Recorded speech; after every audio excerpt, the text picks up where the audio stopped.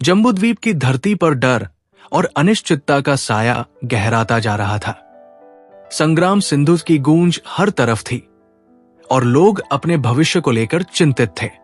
विधन, एक साधारण युवक, अपनी रोजमर्रा की जिंदगी में व्यस्त था, लेकिन उसके सपनों में एक अजीब सा शहर बार बार दस्तक दे रहा था। एक दिन कुछ अजनबी विधन के पास आए। उनकी आंखों में उम्मीद और आग्रह था। हमें तुम्हारी मदद चाहिए, उन्होंने कहा। अर्थला को बचाने के लिए तुम ही एकमात्र आशा हो। विधन को विश्वास नहीं हो रहा था। मैं कैसे मदद कर सकता हूं? उसने पूछा। मेरे पास कोई शक्ति नहीं है, तुम्हारे अंदर भूमि सिद्धि है, एक बूढ़े व्यक्ति ने कहा। तुम पृथ्वी की ऊर्जा को नियंत्रित कर सकते हो। विधन ने अपनी बाहों को देखा। उसे कुछ महसूस नहीं हो रहा था। मुझे कुछ समझ नहीं आ रहा, उसने कहा। मैं सिर्फ एक साधारण युवक हूं। हर साधारण व्यक्ति के अंदर एक असाधारण शक्ति छिपी होती है, बूढ़े व्यक्ति ने मुस्कुराते हुए कहा। तुम्हें बस उसे पहचानने की जरूरत है। विधन ने उन लोगों की आंखों में देखा। उनमें विश्वास और दृढ़ संकल्प था। उसने उनकी बात मानने का फैसला किया। विधन ने अर्थला की यात्रा शुरू की। रास्ते में उसे कई लोग मिले। कुछ उसकी मदद कर रहे थे तो कुछ उसे रोकने की कोशिश कर रहे थे। एक गांव में उसने एक मां को अपने बच्चे को गोद में लिए हुए देखा। तुम अर्थला जा रहे हो? उसने पूछा। ये एक खतरनाक जगह है, मुझे वहां जाना होगा, विधन ने कहा। मुझे अर्थला को बचाना है। मां ने उसे देखा और कहा, तुम एक दयालु इंसान लगते हो। मुझे उम्मीद है कि तुम सफल होगे। मेरे बच्चे का भविष्य तुम्हारे हाथों में है। विधन ने उसे आश्वासन दिया और अपनी यात्रा जारी रखी। एक दिन विधन को एक घायल सैनिक मिला। सैनिक ने उसे अपनी तलवार दिखाई और कहा, मैं तुम्हारे साथ चलूंगा। मैं तुम्हें अर्थला तक पहुंचाने में मदद करूंगा। विधन ने उसे धन्यवाद दिया।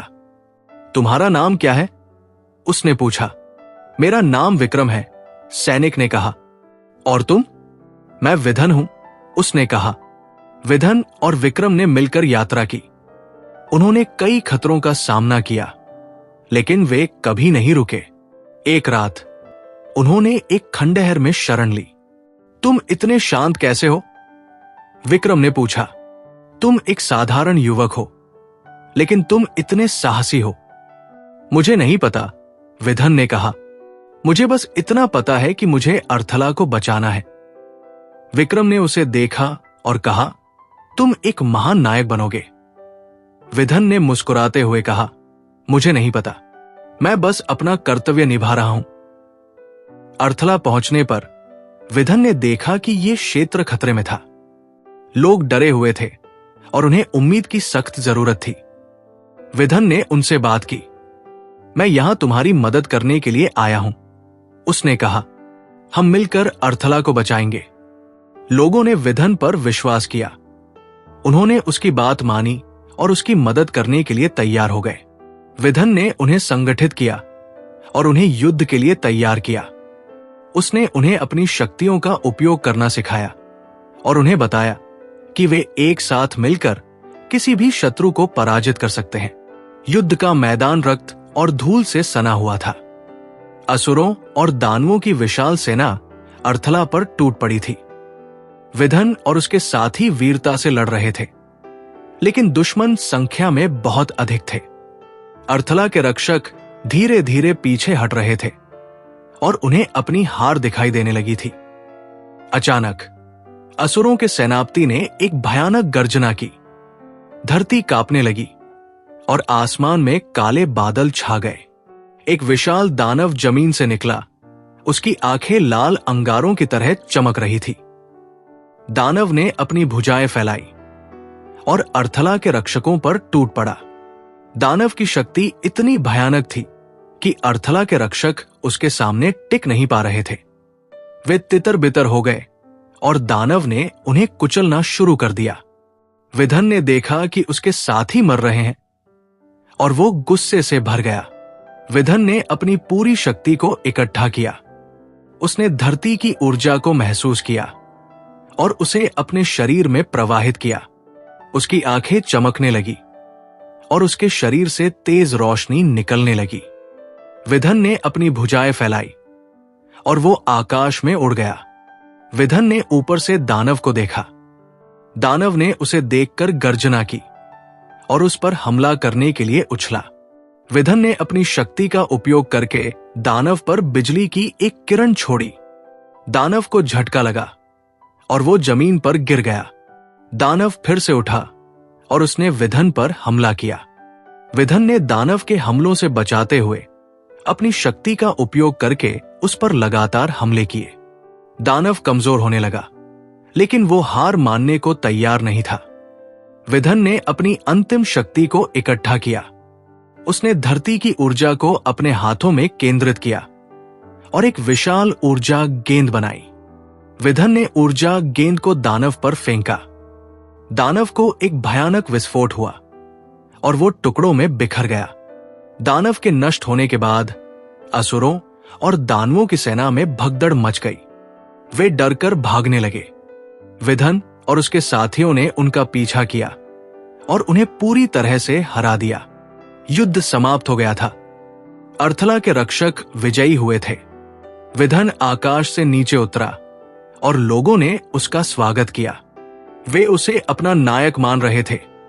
विधन ने मुस्कुराते हुए कहा, हमने मिलकर ये युद्ध जीता है। तुम सभी नायक हो। युद्ध के बाद विधन ने अर्थला के पुनर्निर्माण में मदद की। उसने लोगों को अपनी शक्तियों का उपयोग करके नई फसलें उगाने और नए घर बनाने में मदद की। अर्थला एक बार फिर से एक समृद्ध और शक्तिशाली क्षेत्र बन गया। विधन एक किंवदंती बन गया था। लोग उसकी वीरता और बलिदान की कहानियां सुनाते थे, लेकिन विधन को पता था कि वो सिर्फ एक आम आदमी है जिसने अपनी जिम्मेदारी निभाई। उसे उम्मीद थी कि भविष्य में लोग अपनी शक्तियों का उपयोग शांति और सद्भाव के लिए करेंगे, न कि युद्ध और विनाश के लिए। विधन ने अर्थला के लोगों को एकजुट किया, उन्हें सिखाया कि कैसे अपनी भूमि का सम्मान करें और कैसे एक दूसरे की मदद करें।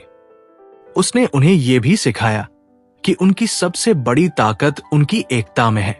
एक दिन एक बूढ़ा व्यक्ति विधन के पास आया। उसने कहा, विधन, तुमने अर्थला को बचाया है, लेकिन तुम्हारा काम अभी खत्म नहीं हुआ है।